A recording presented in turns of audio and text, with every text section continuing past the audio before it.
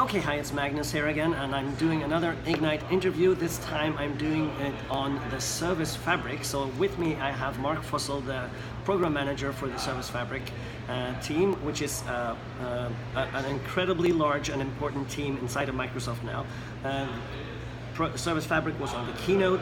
There's been 5 sessions on Service Fabric at Ignite, and we're going to see if we can try to run down all the things, all the news, all the good stuff as fast as possible. How are you doing today? I'm doing fantastic. It's great to be here at Ignite. You see so many people I meet. I've been down on the booth, talking to customers, and it's just good to hear their stories. But there's a lot of uptake on Service Fabric. We're actually going to talk about how Service Fabric is growing, but maybe I would say maybe if it's your favorite new thing, but really there is a GA announcement. That's possibly the biggest thing that was announced. Our big GA announcement as we release Service Fabric for Linux here at Ignite. Yeah. So now it's a GA product. It's a GA product, yes. And at Ignite last year we announced it as preview, and here we are 1 year later. It's now a GA product. You can take Service Fabric, you run it on Linux. If you think about it, this is Microsoft shipping a Linux product. Yeah. If you think about it, there's what other ones it's done? There's SQL Server for Linux, and this is about the second one in the list. It's a really cold day in hell. Yeah, it is. No, but really, it's pretty much, it's very, very cool, and it really proves that Microsoft has changed entirely as a company. Exactly, because yes. You have a GA supported real product on Linux. Yes, and we try to meet the Linux developers where they are with programming models in Java. Yeah. We have Eclipse plugins, we have Jenkins for the CI/CD pipeline, Gradle for the build system, and so the development environment is very Linux focused. We have the Azure CLI, you can do all your builds with all of that. But the key thing is we spent an enormous amount of time over 2 years consolidating the code bases down. We actually have a single code base that we cross-compile both to Windows and Linux. Right. And you have to think about all the difficulties of covering across 2 different environments. Yep.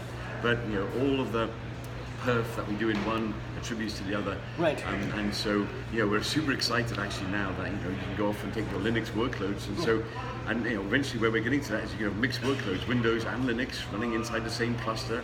So if you want to take it for the best of the world that you want, maybe there's some application or container you want to run in Linux that runs best on Linux machines, runs on Windows machines, you can now mix and match and do both of these. And that's actually quite astounding, because I've been following your work for a long time, sir. I've followed the Service Fabric, and it's a very interesting space, and there are so many things that you can do today which were kind of hard or more difficult to do in the past. Yes. For instance, around such things as orchestration, container orchestration, and that sort of thing.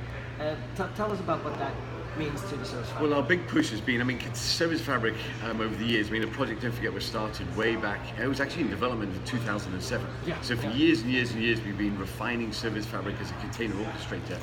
And it's the fundamental layer underneath Azure databases, Cosmos DB, Event Hub, and all these big services. Yeah. And so if you think about Azure databases, we orchestrate millions and millions of databases. So it's a very well-refined, advanced orchestrator. Well, with Windows containers and all of the container movement, Docker inside that on the Linux side, and Windows containers on the Windows side, we GA'd earlier this year Service Fabric as a container orchestrator for Windows, and now we have it for Linux.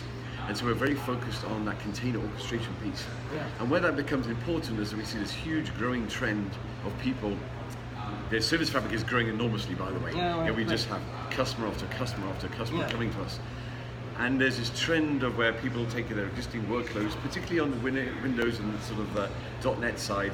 You've got some old applications that you want to modernize.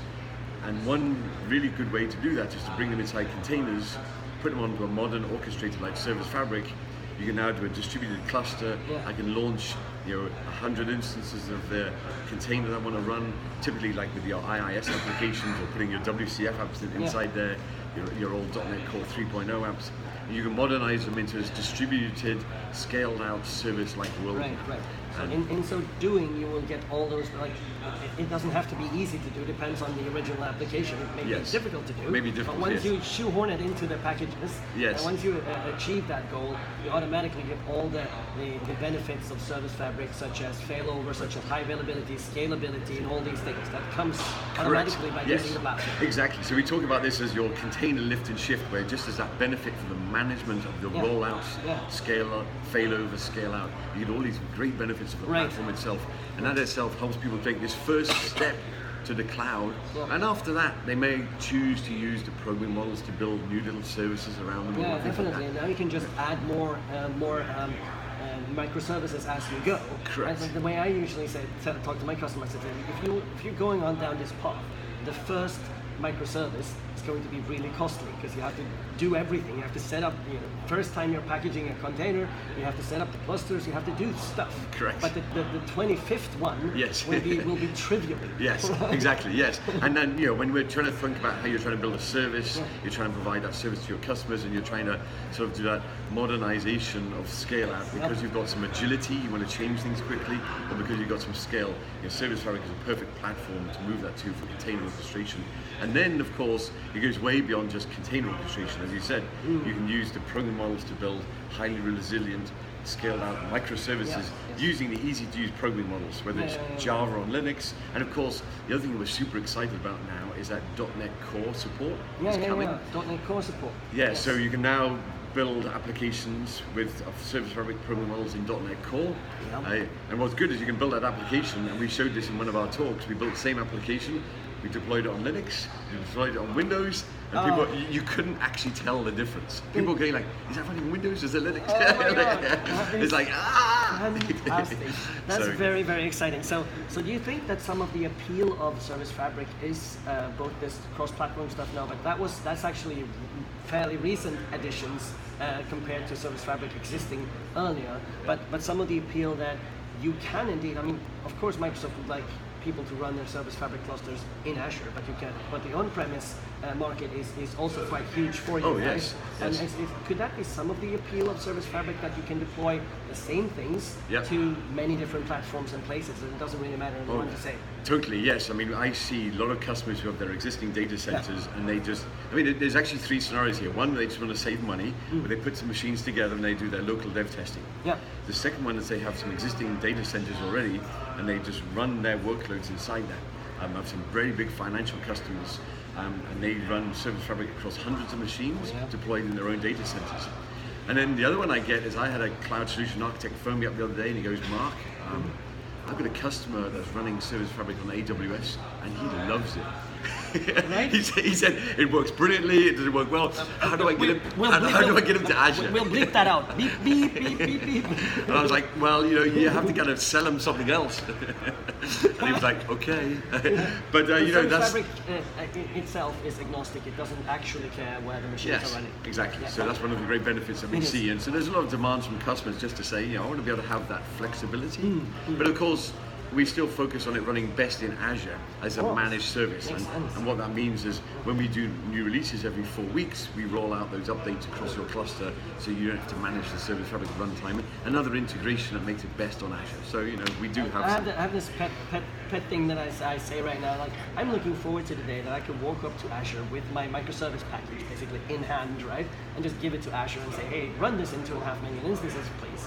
And Well, I that can- day, We'll see. We'll see, yes. Yeah, right now we're still running around clusters, and that's Yes, exactly, perfectly yes. fine. But because there's so many advances here, so Yes. many things that you can do that makes Service Fabric running in Azure better and better and better and better. Correct. Speaking of which, there's this whole thing now that you can do cross-regional and cross-availability zone deployments. Tell us about that. Well, I mean, another announcement we made is availability zones. That means within inside a region now you have multiple data centers. Yes. And in those data centers, each one is isolated with its own power, its own water, So they are and its very own. secured, isolated from each other. Yes, and then they just have minimal bandwidth, so the requirement is just a 2 millisecond network bandwidth latency between these data centers. But in themselves, they're all isolated.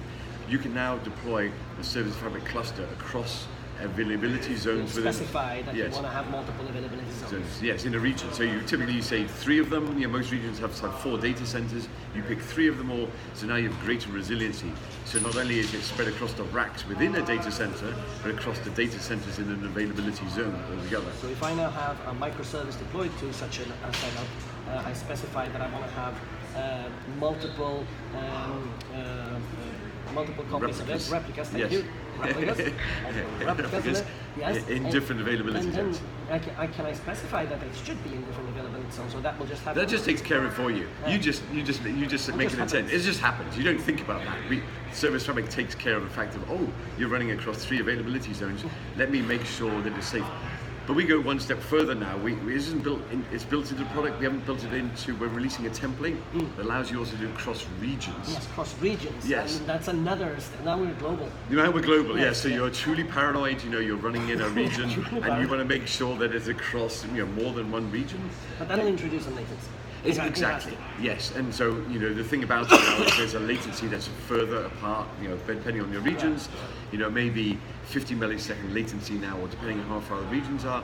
So if your app can tolerate that little bit of latency, you can trade it off for a higher level of availability. Very high level of availability. Well, exactly. A region goes down, and you fail over to another region, and again, Service Fabric just takes care of the placement. That's a very advanced scenario, and not everybody needs to have that. Yeah, you don't need to have that. I mean, one day Elon Musk is going to build a colony on Mars, and then we'll replicate to Mars, and then we'll have cross-planet availability. Another solar system. Yes, I can see where. And then this is in the plan, right? This is on items on your backlog. Items on the backlog. Yeah. Maybe colony on Mars. Colony on Mars for cross-planet replication. Right. No, but really though, as I said, like many companies really don't need to have cross-regional clusters. They are fine within a region, but the availability you get from the multiple availability zones, great. That's brilliant. That's just a matter of configuration. Correct. It is. But what they do need to have is proper backups. Now, originally or earlier on in the Service Fabric, there weren't really any proper backups, ways to make a backup of your data inside of the cluster. So now there is. Correct, yeah. So I mean, Service Fabric is a storage technology. We're very focused on building stateful microservices. We're also doing a lot of work with stateful containers. Yeah. Before I get you back and restore, one of the other exciting things we're doing with orchestration is we're building a volume driver on our storage technology, so I can take any database, run it in a container on Service Fabric, and make any database highly available and replicated inside the cluster. It's a very clever technology. So when everyone goes, oh, my containers, how do I make them highly available? I just have a single container, but I've got to put them all over here. Yep. Using Service Fabric volume driver that's coming out as a preview a bit later this year, it will do that. Okay. As a result of all of the state, I know, crazy stuff. As a result of all the state management around all this, and the fact that storage technology, we've also releasing in 2 weeks' time a preview for our backup and restore service. You run this service inside your cluster, and it'll take all your data from your microservices, and it will automatically back it up for you into Azure Blob Storage. So it'll keep copies for you, and it'll also recover data from there as well. That's really, really good, and I would assume that some people are paranoid enough to want to be able to have running backups. Yes. So this is just now deploying a new service, and that's one of the things that I've always liked so much about Service Fabric, that the Service Fabric controllers themselves, then the naming and those kinds of things, are in fact microservices running inside of the same cluster. Correct. Yes. And so now we're just adding another one. Yes. We're popping in a new one, which Yep. is perfectly fine. That's how you do it. Yep. We did another one earlier this year. We released a thing called the Patch Orchestration Service, Yeah. and it ran inside your cluster, and it coordinated Windows updates across your Yes. cluster. Oh. So you just went, because if Windows Update turns on Yep. every machine Yep. at the same time, and then all of a sudden you've got patching happening at the same time, Of course. things go bad. No, that's so good. the Yeah, Patch yeah, yeah. Orchestrator did this. Yeah. So think of it, the backup and restore service will do the same. You run it as a new microservice inside your cluster, Yep. and you say, do an automatic backup and restore for these services on a periodic basis, and then you can recover some of those. So That's really, really good. I mean, I'm enjoying all of these new, pretty brilliant features so much, because honestly, I've been there when Service Fabric as a public service was kind of rough. Or at least it had much. Well, what are you talking about? No, but it had a lot of things Yes. missing, like backup and restore. It wasn't there. Yes. And I wanted it, or many of us asked, when are we going to get backup and restore? So it's very satisfying for a guy like me that have been there for the duration to see that these things are coming now, and Yes. they're so good. I can almost be jealous of somebody waking up to use the Service Fabric now, Yes. because they have all this goodness that we actually didn't have. Yes, well, I mean, to go along with the backup and restore, I just previewed it. It's a little bit further out. It's more like at the beginning of next year, but Yep. we're also building into our Service Fabric Explorer a data viewer, a data explorer.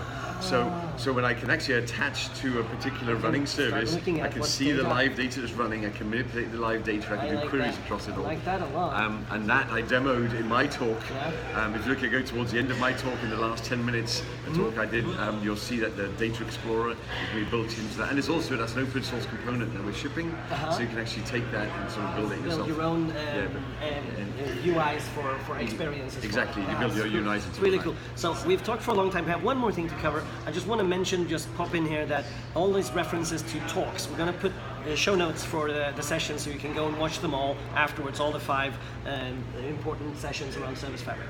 Yes. Now, around security and how to manage the cluster, I know that there has been this divide of sorts, but it's the normal thing for Azure, right? You deploy the resource to Azure first, yes, and then at some other point, or you will use a different way to then deploy your application to the resource. But I know you have, for security purposes, you have made additional changes here so that you can apply the ARM model to deploying services now, applications. Yes, yes. So how does that work?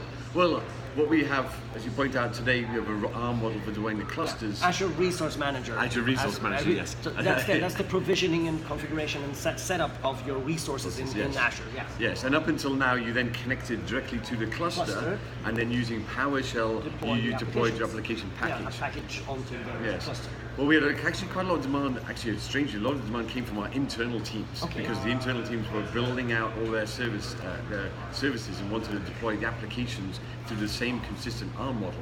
So we actually built the ability to deploy application packages through ARM. So now you have ARM application packages you can deploy. That gives you the consistent way. Where are the packages coming from?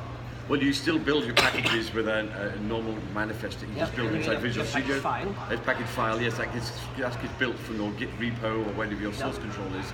It gets built in a package format. It gets zipped up, and then that gets included as part of the ARM deployment. And that package then gets unzipped and deployed inside the cluster for you. So that means now you get all the benefits of the auditing, the RBAC through ARM. Because now you're integrating with the management endpoint of Azure. Correct. That's audited and all these things. Yes, exactly. So you have that direction to go through all of that sort of thing. Now you just have to be careful that you're sending one application through ARM, and then you're directly connecting the cluster and messing it up with this way, and this doesn't trace it, and this one does. So there's a bit of policy around all this. You have to make sure. But other than that, can you force the policy? Can you force there has to be ARM deployed? No, you can't. Well, I knew I did too. No. Okay, good feature. I'll take that back to the team. So yes, but it's a great way now so that you can say, here's my cluster ARM deployment, here's my applications through all of that in a consistent way. Well, so this is all very much, and in the interest of time for this video, let's stop here, and we've referenced a bunch of great features. Well, I do want to touch on one more thing before we go, because I want to touch on. Should we do one more thing? Oh yes. I want to touch on because I want to touch on a world record. Do it. A world record. So if you go and listen to Mark Fussel's talk, the data center talk. Tech keynote, right? No, this is his data center talk that he did on Tuesday. The session. Okay. The session. Mark Fussell did a session on Tuesday called this data center talk. If you look around minute 40 inside there, he set a world record where he took Service Fabric as a Linux container orchestrator, and he launched 1,024,000 containers on a 3,000 machine cluster, and he launched them all in a world record of 1 minute and 46 seconds. Oh my God, that's great! If you imagine that's like a million containers, like that. 1 million. 1 million containers. And if you look at the way he did his demo, well, it will blow your mind, because we did some amazing graphics to show this. Let's just say it was to do you remember the Cassini probe that went around Saturn? We did a little kind of an event for showing the Cassini probe diving into Saturn, and as it dived into Saturn, we built out every single one of the rings around Saturn was a container. It's actually mind-blowing. That's really cool. You should go and see it. It's fantastic. Now you have to see it, folks. So, well, this was a great pleasure. All of the features, all of the goodness of Service Fabric, absolutely incredible. Thank you, Mark, for being with us today. That was brilliant. It's fantastic being here. Thank you for being here, and enjoy Service Fabric. Thanks.